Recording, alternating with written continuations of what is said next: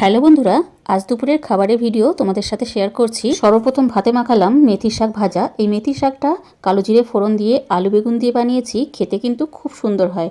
এমনিতেই আমি শাকসবজি খেতে ভীষণ ভালোবাসি, তার উপরে এই শীতের সবজি, এই শীতের সবজিগুলোর এত স্বাদ বলে বোঝানো যায় না। আর তোমরা তো জানোই আমি লাউ খেয়ে লাউয়ের খোসা কোনোদিনই ফেলে দিই না। আজকে লাউ খোসা ভাজা করেছি সামান্য পরিমাণে পোস্ত ছড়িয়ে।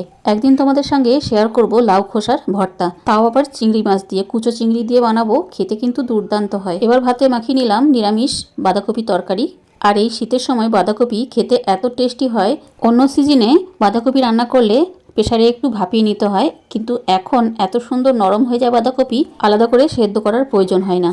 এখনও মটরশুঁটির অনেক দাম, সেই কারণে মটরশুঁটি দিয়ে বাঁধাকপি রান্না করিনি। জিরে, শুকনো লঙ্কা, তেজপাতা ফোড়ন দিয়ে খুবই সামান্য পরিমাণে গুঁড়ো মশলা দিয়ে লবণ ও চিনি দিয়ে বাঁধাকপিটা রান্না করেছি। একদম সিম্পলের মধ্যে বাঁধাকপিটা অপূর্ব হয়েছে। একদম শেষে মাখিয়ে নিয়েছি আমার সবচেয়ে প্রিয় একটা রান্নার পদ, এটা হচ্ছে মাশরুম ভাজা। গ্রাম বাংলায় বর্ষাকালে প্রচুর পরিমাণে ছাতু ফুটে থাকে শাল গাছের গোড়ায়। তাছাড়াও দুর্গাপুজোর সময় দুর্গা ছাতু হয়ে থাকে, সেই ছাতু আমি প্রচুর পরিমাণে কিনে কিনে খাই। তবে এটা হচ্ছে চাষ করা ছাতু, যেটাকে আমরা মাশরুম বলে থাকি। আমার মা মাঝে মধ্যেই এটা ওটা কিনে কিনে দিয়ে যায়, আর সকল ভাই বোনের জন্যই কিনে নিয়ে আসে। কয়েকদিন আগেই আমার মা এই মাশরুমের প্যাকেটটা দিয়ে গেছিলো, তার মধ্যে অর্ধেক খাওয়া হয়েছিল, অর্ধেকটা বেঁচে গেছিলো। সেই অর্ধেকটা মাশরুম আমি পেঁয়াজ দিয়ে ভাজা করে খেলাম, খেতে কিন্তু দারুণ হয়েছে, মনে হলো যেন কষা মাংস দিয়ে ভাত খেলাম।